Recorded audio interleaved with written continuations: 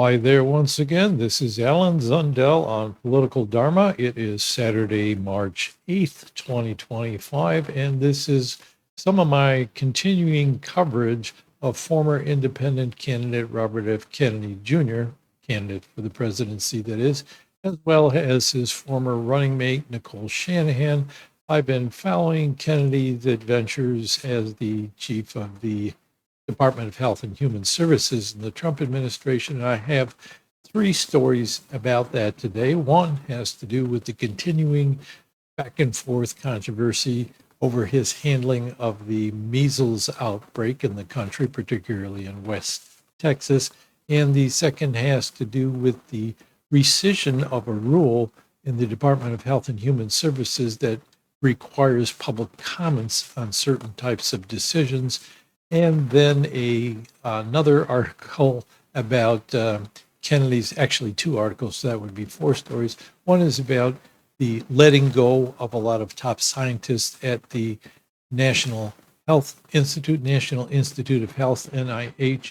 And then the final one about Kennedy has to do with his scheduled upcoming meeting with major food companies to talk about his concerns about the kind of food that they are putting out on grocery shelves and may be related to bad health in the United States. And then finally, Nicole Shanahan has one thing going on this week, which is she is a major contributor to the effort to recall Los Angeles Mayor Karen Bass, especially over handling of the wildfires recently that went on in Los Angeles. So let's get started. First of all, with Robert F. Kennedy Jr. and the measles outbreak. Now, last week I reported on this, and at that time what it was is that President Trump held his first cabinet meeting of all the heads of the departments that had been appointed and confirmed. And then during the course of that, a reporter asked President Trump about the measles outbreak, and he referred that question over to RFK, who was sitting down the table from him, and RFK answered. Now, at the time, RFK was criticized for not getting some of his facts straight, and it occurred to me after I reported on this that maybe he wasn't expecting that he would suddenly have to answer the press on this question, because really Donald Trump was answering almost all the questions, and he let Elon Musk talk for a while to defend his actions. But Kennedy probably had been briefed on the measles outbreak, but didn't seem prepared to talk on it in detail and accurately. So probably didn't expect that Trump was going to suddenly throw that question at him, let alone that the question was going to be brought up by the press in the first place. That is one excuse. But so there's a lot of criticism over Kennedy for getting the facts wrong and for not emphasizing vaccines enough. And so this week, let's see, it was on Sunday, March 2nd, Kennedy published a piece in Fox News that had to do with the measles outbreak. You can see the headline here if you're watching this in video form. Robert F. Kennedy Jr. Measles outbreak is a call to action for all of us. And in the subtitle, MMR vaccine, that is the measles and other types of diseases, this one shot for all of them, is crucial to avoiding potential deadly disease. So right there in the title, you see that he's acknowledging that vaccines are important, as he also said in the cabinet meeting, and getting down into some of the details of this further down in the article. This is one quote from one paragraph. Kennedy writes about this particular sentence here, two couple of sentences. All parents should consult with their healthcare providers to understand their options to get the MMR vaccine. The decision to vaccinate is a personal one, and this one I've highlighted. Vaccines not only protect individual children from measles, but also contribute to community immunity, protecting those who are unable to be vaccinated due to medical reasons. Now, right there, you see Kennedy is not only affirming that vaccines help prevent measles, but he is also saying they help with community immunity. So it's a positive statement, and he's saying parents should know their options, including this one. So I find little to fault there, but still, there was continuing dissatisfaction with Kennedy. Here's one article as an example, and there's been a lot of them going on in various news sources. This is from the CNN. It's a health article, and the headline is, "Instead of vaccines, RFK Jr. focuses on unconventional measles treatments driving worries about misinformation. And here is some quotes from down in that article. Doctors say that the messaging about one of the things in his article that Kennedy was talking about is treatments for measles and lauding vitamin A and cod liver oil, which is high in vitamin A and vitamin D as well as some steroid and antibiotic, I think. Antibiotic. He talked about various treatments for measles and how proper nutrition is important to helping the immune system so that people don't get it as badly or recover from it. And he says great health risks to the unvaccinated, especially if in their poor physical health. He talked about a lot of things, but they're focusing on the fact that he talked about these treatments that sound not very medical, vitamins and cod liver oil, but he's also talking about steroids. And they're saying that takes the attention away from vaccination, like he should have put vaccination front and center and not talked about anything else, that he maybe didn't emphasize it to their satisfaction. And down there you have a quote from one doctor: vitamin A is not a substitute for vaccination, which of course is not something that Kennedy actually said or even indicated that he thought it was a substitution. Vitamin A is not a preventative. But one of the things that was legitimate in that article was that some doctors have concerns that there is misinformation online, that people think because there's talk about vitamin A as a treatment for measles, that high doses of vitamin A might be a preventative for measles. That is not true as far as I know. Doctors say it's not, that the best prevention is to get a vaccine. And there's also a danger of overdosing of vitamin A if a parent tries to give it without healthcare supervision. So they're encouraging people to talk to their healthcare provider. They don't necessarily say medical doctor, but they say healthcare provider, which could include a lot of other types of practitioners, obviously. So they continue to criticize Kennedy, even though, contrary to the media narratives, at least some of the media narratives, they keep presenting him as anti-vaccine. Well, he has said both in the cabinet meeting and in this article that vaccines can prevent measles. It does prevent measles and helps with community immunity, but he also talks about other things. So let's see where I'm going from here. There was also a story about how a top aide in the Department of Health and Human Services quit over, among other things, his concerns about how Kennedy was handling this measles outbreak. The quote from the article, this was in Politico, said it was a, quote, muted, unquote, response about the measles. Let me bring that up for you. This is from Politico, and it says top HHS spokesperson quits after clashing with RFK Jr. Now, remember that phrase, clashing with RFK Jr., because that's going to come up again in a moment. But really what they talked about, this is Thomas Corey. He was a top spokesperson at the Department of Health and Human Services, and he quit primarily over what he saw as mismanagement of the Department of Health and Human Services, especially on the part of Deputy Chief of Staff Stephanie Spears, who is close to Kennedy, at least reportedly is very close to Kennedy. So he didn't get along with her, and also his concerns about the response to the measles crisis. Now, Fox News did an interview with Robert F. Kennedy Jr., in which they allowed him to talk about his response to the measles outbreak. And there's also a mention at the end about this aide quitting. So let's hear what this what's up in this interview. This is with Dr. Mark Siegel on Fox News. I sat down with RFK Jr., Secretary RFK Jr., and he talked to me about what's going on the ground in West Texas and what HHS is doing there. Take a look. What we're trying to do is really to restore faith in government and to make sure that we are there to help them with their needs and not particularly to dictate what they ought to be doing. Right now, we have we're delivering vitamin A. We are providing assistance if people need ambulance rides. And they have treated most of the patients. Actually, over 108 patients in the last 48 hours, and they're getting very, very good results. They report from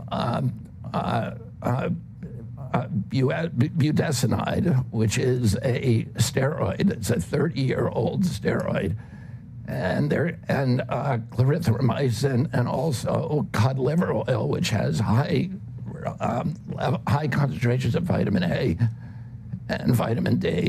But with the rapid spread of the disease, HHS has sent 2,000 doses of the MMR vaccine to Texas, and Kennedy acknowledged in an op-ed for Fox News Digital the role the measles vaccine plays in community immunity. But he added it's a matter of personal choice. Bill, he completely debunked the story in Politico that says his communications director resigned because of a personal conflict with him. He says he never even met the guy.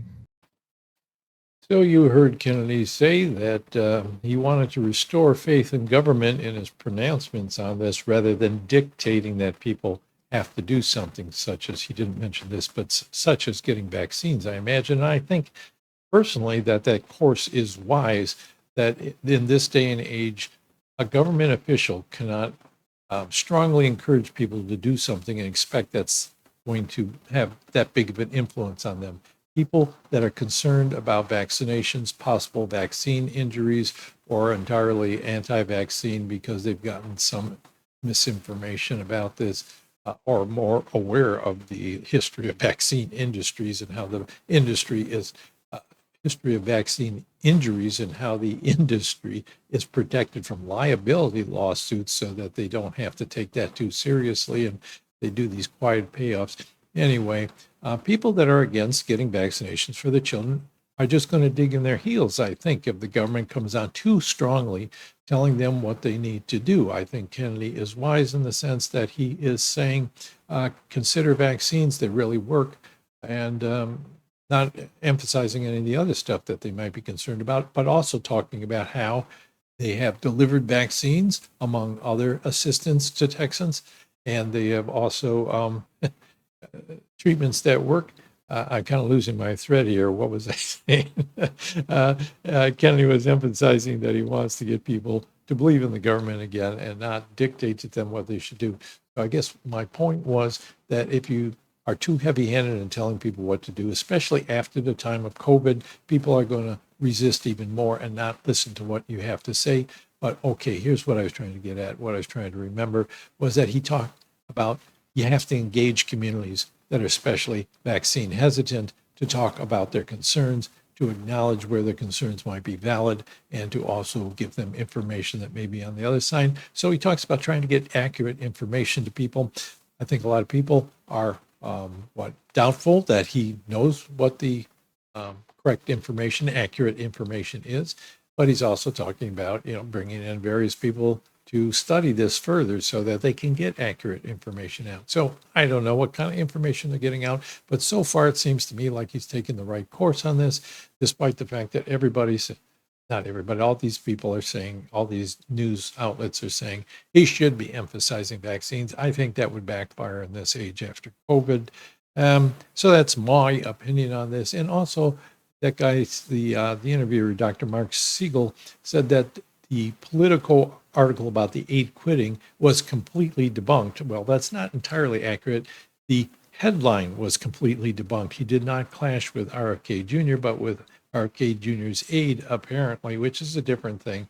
So the article wasn't completely debunked, and the guy did have apparently concerns about the response to the measles outbreak, similar to those of other people, in which they're saying they need to do more. They need to emphasize it more. Well, it's a matter of degree, I guess, and who knows exactly the right balance there between pushing people too hard so that they don't listen to you anymore and giving them enough information that they may be persuaded to change their mind.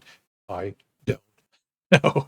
Okay, our second story here is, and this is one example of a few different websites that put this up. I think this was from a website, medical website in the Dermatology Association. I forget now where exactly I got this from. Health Day News. The headline is RFK Jr. says new HHH decisions no longer required to be open for public comment. Now, that sounds like it goes against Kennedy's statements in the past that he was going to be more transparent in the HHS decisions. He wanted the government to be open to the public so they can comment on things and they can know what's going on. But it turns out, if you look into this, this is something much more restricted.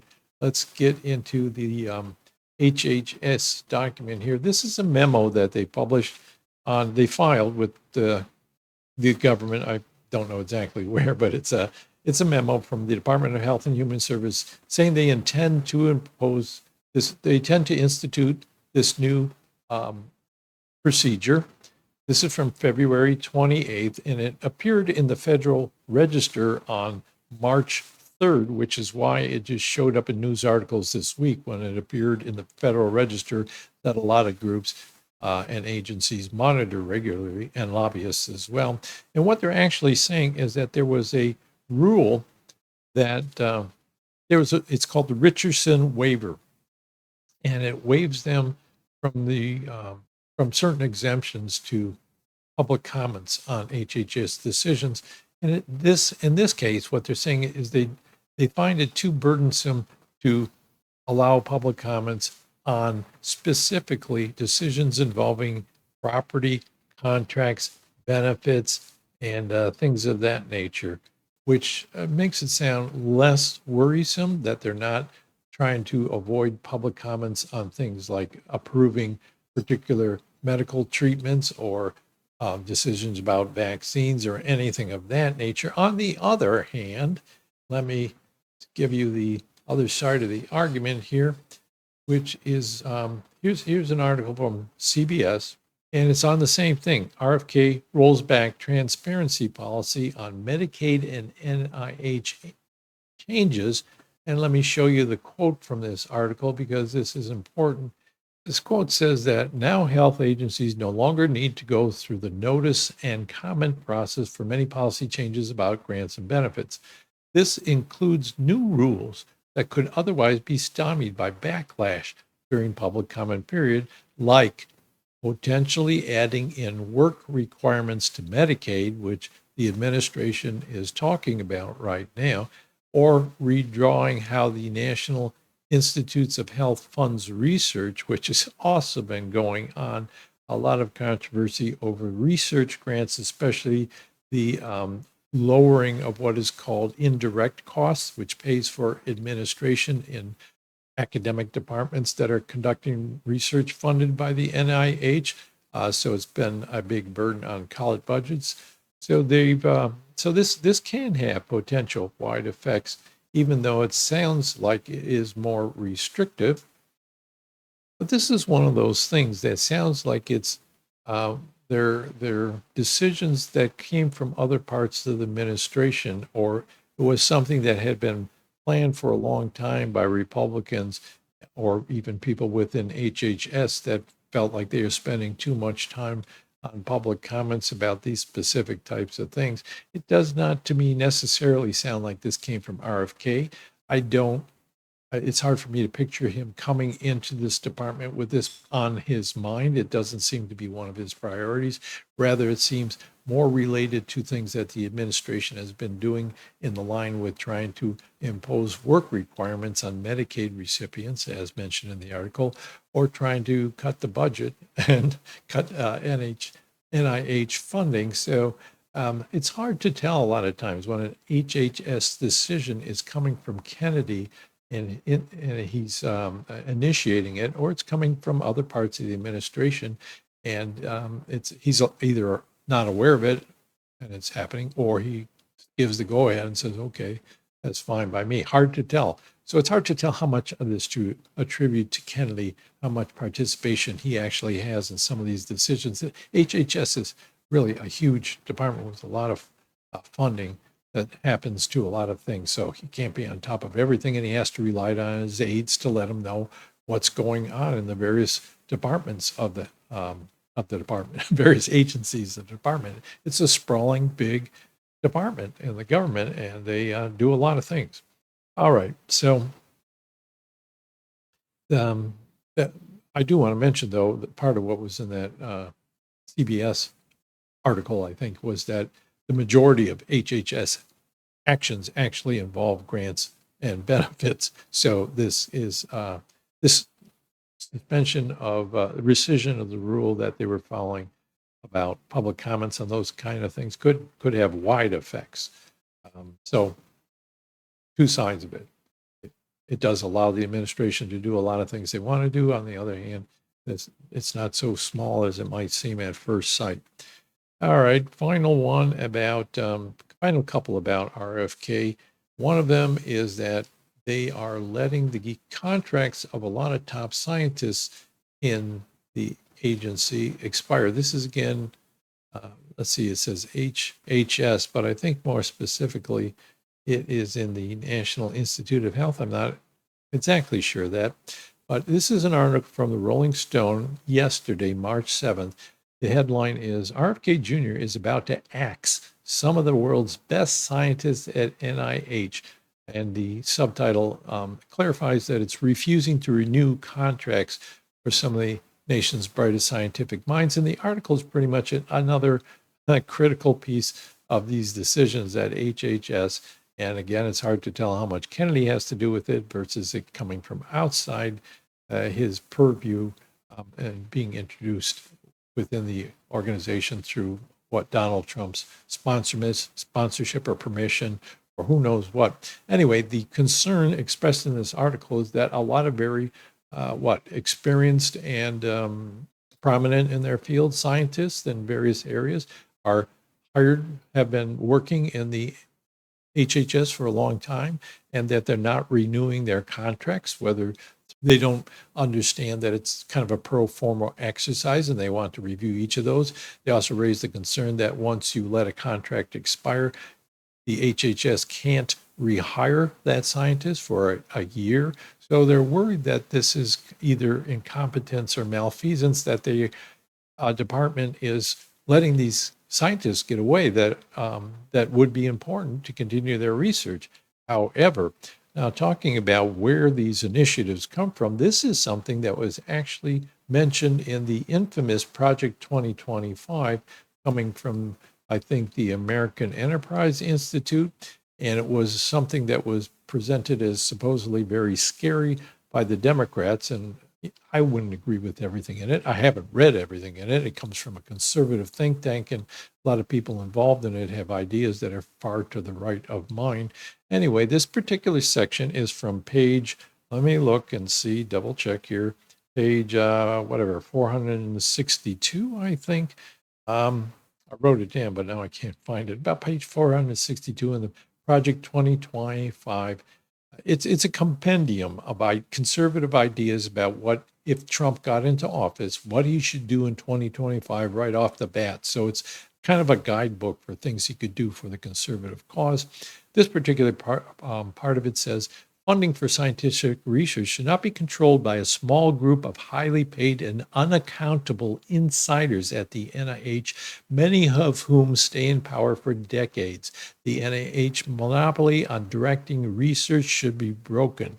Term limits should be imposed on top career leaders at the NIH. So it sounds like this is not just that there are don't realize they need to renew these contracts, or they're neglecting them and letting these big scientists get away. This is raising a concern that maybe some of these scientists have been there and monopolizing the research money for decades, and who knows what their agenda is, whether their research is something that's benefiting big corporations more than the public health, or it's something that they don't want to prioritize and they'd rather have other top scientists in other areas working on something, or they just want these research grants to decisions about them to be more decentralized, like giving block grants to the states to decide how to disseminate them. So this is something that was in the works before RFK took this position, and it's something that I can safely say has been a conservative, on the conservative agenda before RFK, and that's probably the source of it. So, and they do have their concerns, which may be valid. I don't know enough about the situation to know for sure. So one more story. This is a very brief one because it just appeared this morning. And this is that RFK Jr. is meeting with the heads of big food companies in the coming week. And they're going to discuss all these things that he's been talking about, like seed oils being unhealthy or food additives. So it was some kind of business association involved in the food industry that wanted to set this up and talk to Kennedy and raise their concerns. They don't have an agenda yet, apparently, but he's going to be talking to major food companies like Coca-Cola or General Mills and the other big ones. So not a lot to say about that there. That is just all I know was in that article, which you can find on Politico online if you're interested in getting a few more details, although there wasn't a lot much more than that. Maybe we'll have more to say next week about that. So that is my reportage. I'm looking at myself on the screen instead of the camera, which is why it looks like I'm looking off to the side. That is it for Robert F. Kennedy Jr. This week, Nicole Shanahan came up in the news as well, but in a different context than last week. Last week, I think, was about her baptism and her concerns about geoengineering. I got a few comments about geoengineering, people wanting me to check out different research sources when I expressed skepticism about weather modification involved in wildfires. So I got some homework to do. I don't know how much I want to spend time on that particular thing because skepticism is not the same thing as saying it's not true. I have to say I just don't know. So there was a recall effort. The mayor of Los Angeles, California, is Karen Bass, and on the website of the California Secretary of State, or was that the Los Angeles Secretary of State? We're a California Secretary of State. There's no Secretary of State for the city of Los Angeles. So on their website, they listed a filing of a new political organization. This is on February 27th, and the organization is Recall Mayor Karen Bass Committee. And then this week, the news is that on March 3rd, there was a filing with the Los Angeles Ethics Committee about who the major funders for this effort were. And of course, many of them are Republicans. This is a nonpartisan office, supposedly, but Democrats, she's a known Democrat, and Democrats usually dominate offices in Los Angeles and other big cities in California. And there's a lot of Republicans involved in the effort to recall Karen Bass, and they're hoping this gives them an opportunity to discredit Democrats and maybe bring a Republican into the office. But in that filing with the Ethics Committee, the major funder turned out to be none other than Nicole Shanahan, and she confirmed this the next day on a post on X. She says, Los Angeles has endured enough. Once a city of hope, it's now overrun with crime, chaos, and suffering. Today, we begin the effort to revive the City of Angels for the people. First step, recalling Karen Bass. Okay, so there is, at the bottom of that X post is a video. So I will play that video for you. It's an ad from the recall campaign. This has the potential for 200 plus acres in the next 20 minutes. We have a potential for structures being threatened in the next 20 minutes.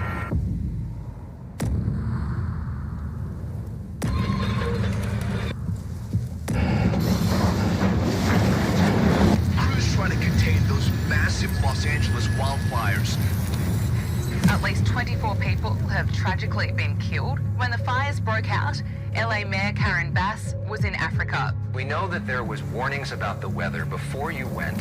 When she returned, instead of answering critical questions from reporters, she chose to just ignore those questions and stay silent. Do you owe citizens an apology for being absent while their homes were burning?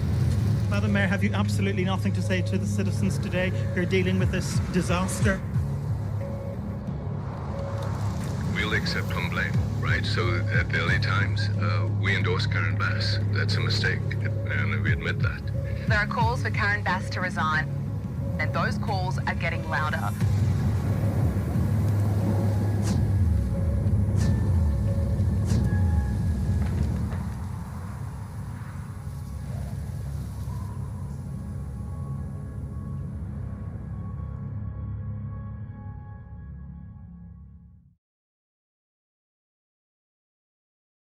I'm not sure why Shanahan is prioritizing this and giving money to it. Sounds like she is more and more leaning towards the conservative side of the political spectrum and aligning with Republicans in more areas. Um, the whole idea that Karen Bass is responsible for the wildfires there, or if she could have done something to stop them sooner, is doubtful. These, in my opinion, there's been drought in California for years. There's been major wildfires ongoing for several years now. Not only there, but we've seen them in Oregon when I was living there. They've been in Canada and other places. But this is climate change, folks, in action. There's droughts, there's wildfires, there's hurricanes, there's flooding. All these are related directly to the effects of climate change. And you keep building homes in these areas that are prone to wildfires. It's been known for a long time. I'm not sure where in California Shanahan lives. I thought it was in the Bay Area, but maybe it's in Los Angeles. So that would explain why her concerns about Los Angeles. This effort seems to me not likely to succeed. They need about 330,000 signatures, and they have to gather them within 4 months. Often these fail because the majority of the voters in Los Angeles, as well as California more generally tend to vote Democratic. So they're not going to throw out a Democratic mayor. Her term expires at the end of next year in December of 2026. So by the time they put on the recall campaign and go through that, she'd only have, a year or so left in her term. So I don't see this as going anywhere. I'm not sure why Shanahan decided that she's going to pitch in with it. But if I find out more about that, I'll be sure to let you know. And that is it for this week. My updates on former independents, Robert F. Kennedy Jr. and Nicole Shanahan, who both now seem to be intertwined with the MAGA movement or the conservatives in various ways.